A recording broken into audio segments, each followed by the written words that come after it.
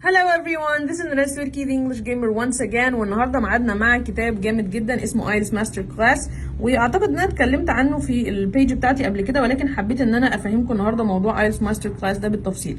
الفيديو ده طبعا مهم للطالب وكمان مهم للتيتشر.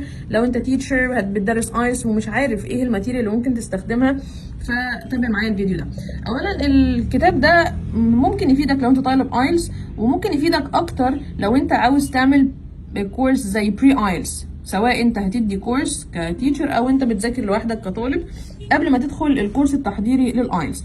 طيب ايه بقى كتاب ايلتس ماستر كلاس ده؟ طبعا انا معايا الكتاب ومعايا السي دي اهو موجود.